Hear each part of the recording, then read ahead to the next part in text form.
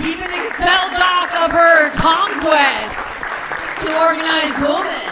I found out recently that a dude I used to hook up with keeps an Excel spreadsheet of all the hot female comedians he's hooked up with. My friend Drew told me about it. He was like, it's okay, Maxie. You're not on it.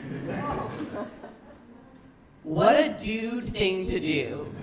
To keep an Excel spreadsheet of the women you've managed to sleep with. If I were keeping track of all the losers I've hooked up with, Excel is neither the word nor the program I would use.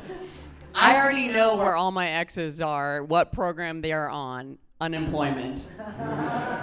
I don't even know why you would want to keep a track of something like that. By the way, what scares me is that he was using a spreadsheet for something that could have been a list. And if you're not understanding the difference, that's okay. He also lied about his special skills. If I were keeping a spreadsheet of the guys I've dated, it would be their name in one column, and then in the other column, the length of the relationship. I'm like, whoo, some of these are embarrassingly short. I just think that's super immature to keep track of women that way. Like the last time I did anything close to that, I was in grade school keeping a list of all the boys I'd kissed. Till one day in like 7th grade, I was like, Maxie, what are you still doing carrying around this blank piece of paper? I think we're all a little embarrassed about some of the people we've slept with, right? You're like, not tonight. I was so embarrassed by the guy I lost my V card to, I did what any smart girl would do in that situation, and I reported it stolen. They didn't really believe me on the hotline. They're like, man, that's not really what we do here at Bank of America. I was like, I'd like to report fraud. Because after a couple drinks, he was Leonardo DiCaprio, and I woke up, he was Gilbert Grape. I think most straight women's first times are rough having sex. Like this guy that I lost my virginity to didn't know that it was not good for me. He reacted the same way that the guys who built the Titanic reacted upon finding out it was a complete disaster. He was like, I was assured that was impossible.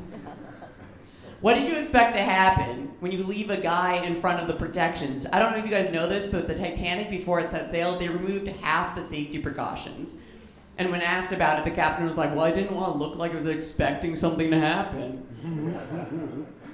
I don't know, a lot of straight women didn't have good first times. I think our first times having sex is mostly like the Titanic's maiden voyage. Only the people up top were having a good time. Down below, we're like, we were promised a better life. Thank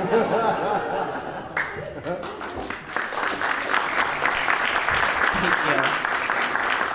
I'm going to Belfast after this. Their motto is, not our fault. I do come across a bit masculine. Some of you guys are like, is the joke that she dates men? I get it. My voice is a little bit deep, and now I've finally accepted it. I like my voice now because no one's ever going to call me hysterical.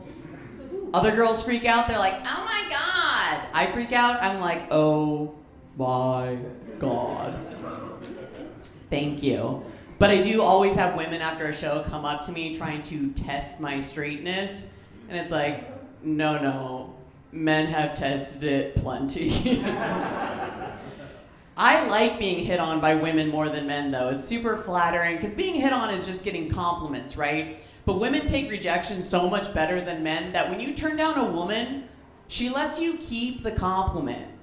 She's like, that's okay, gorgeous. Thanks anyway, beautiful. You have a good weekend. I turn down a guy, he takes the compliment back like, dumb bitch, and want you anyway. Thank you. I think I've tried to wonder why women are so much better at taking rejection than men, and I think maybe it's because in the States we're used to getting only 70% of what we asked for. Thank you. I asked my boss for a raise and he said no, and I was like, thanks anyway, gorgeous, beautiful, you have a good weekend. But all my guy friends don't seem to know what they're doing when they're hitting on women to get better odds. Like, the first thing they're doing wrong, I tell them, stop asking out 20-year-olds. They haven't lowered their standards yet. 30 and up, that's your game. You ask out a 20-year-old girl who's not interested, you're getting, ugh. You ask out a 30-year-old who's not interested, you're getting drinks. All my guy friends think they're so smooth. They have all these tactics to get women they like to trade. And I'm like, stop it. Women don't like to be treated like a target. We like to be treated like Target. Just be like, babe, you got everything I need. Why would I go anywhere else?